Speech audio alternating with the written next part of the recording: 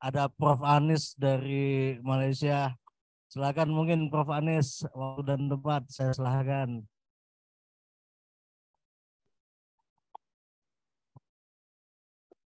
Bisa dengar saya bicara?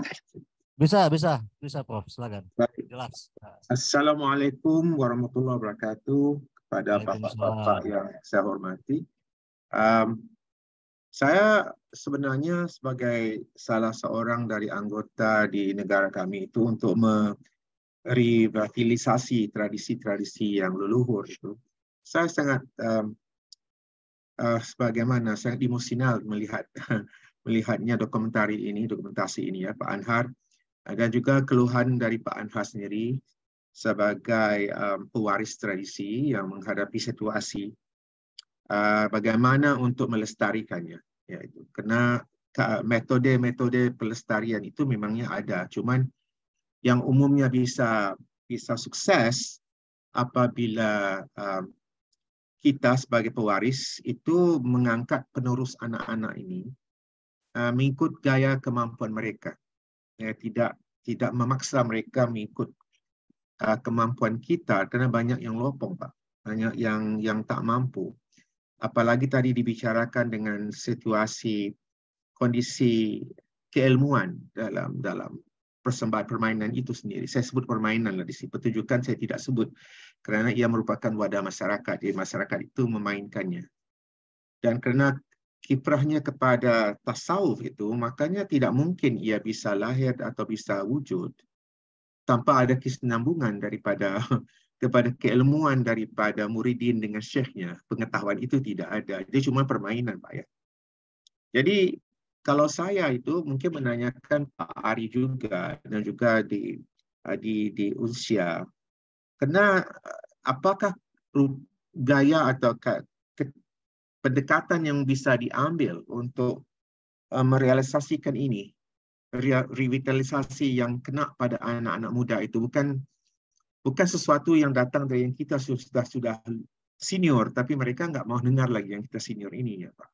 Di permainan itu mungkin dari segi suara vokalnya itu sangat penting sekali, musiknya penting sekali, pergerakannya tadi saya lihat pergerakan itu kalau diangkat oleh mereka yang senang di pentas itu akan berubah, karena pergerakan yang leluhur itu sangatlah halus sekali dan tidak terlalu besar, tidak terlalu gampang jadinya pentas. Jadi itu yang harus dikekalkan. Mereka bisa saya main di mana-mana.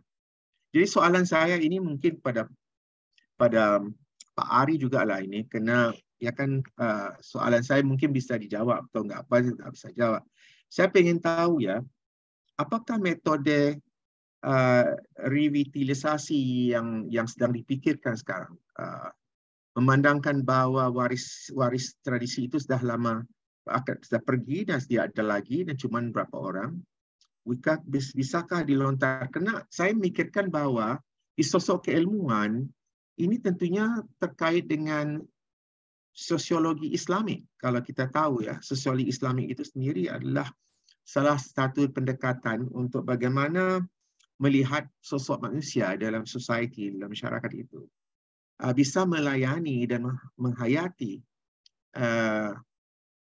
ilmu tasawufnya, walaupun tidak sebagai muridin, tapi fahamnya, supaya ketika dia melontar dendangan itu, ia bukan cuma vokal, tapi ada sedikit hubungan dengan batinnya itu. Yang itu akan kekal, Pak.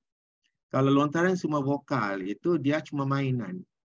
Apakah kemungkinan besar ini bisa? Karena kan di pesisir Sumatera Barat itu kawasan yang sampai ke Pariaman itu kawasan yang di mana ratok-ratok itu semuanya ada kaitan dengan sifat bentuk yang menjurus kepada sosiologi Islami itu secara performatif.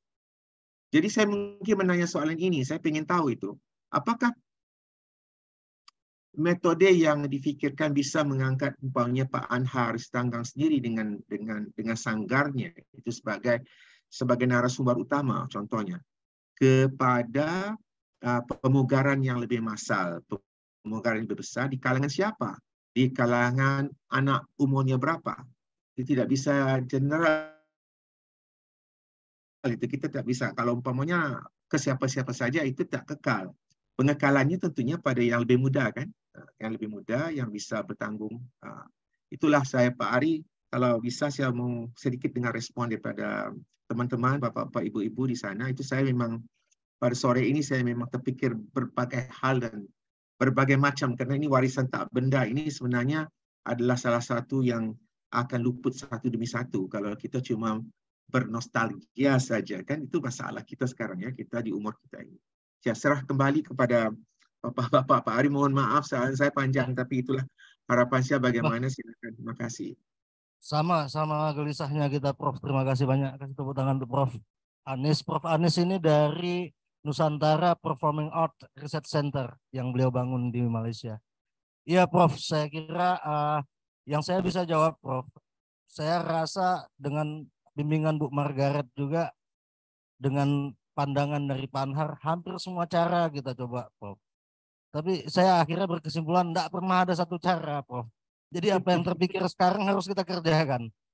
Nggak tahu kita Prof, karena terlalu complicated ya, apalagi untuk membuat bagaimana jiwa kesenian itu masuk ke kalangan muda, itu betul-betul rumitnya luar biasa.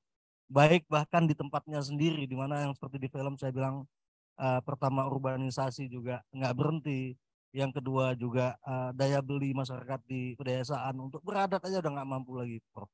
Jadi termasuk yang kita usahakan kita bawa ke luar negeri, tapi mungkin satu hal keberlanjutan mungkin Prof ya, karena kita baru bisa buat ICC itu 8 tahun sekali, jadi memang masalah juga. Jadi akhirnya awalnya waktu saya bawa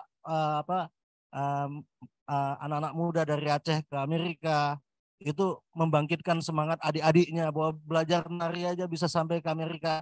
Tapi kita baru bisa bawa lagi 4 tahun kemudian, Prof. Jadi akhirnya mati lagi. Jadi saya nggak bisa menyimpulkan dulu untuk sampai sekarang. Tapi saya sepakat dengan Pak Pit tadi, kita harus duduk bersama ya, mikirin platform yang terbaik yang lebih sustainable.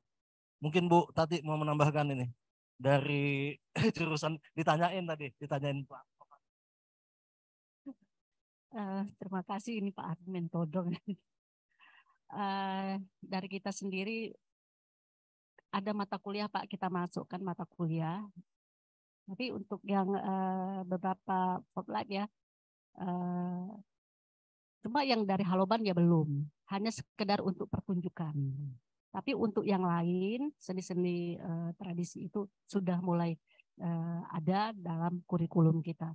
Mudah-mudahan untuk yang Haloban mungkin juga bisa diterapkan di sekolah-sekolah.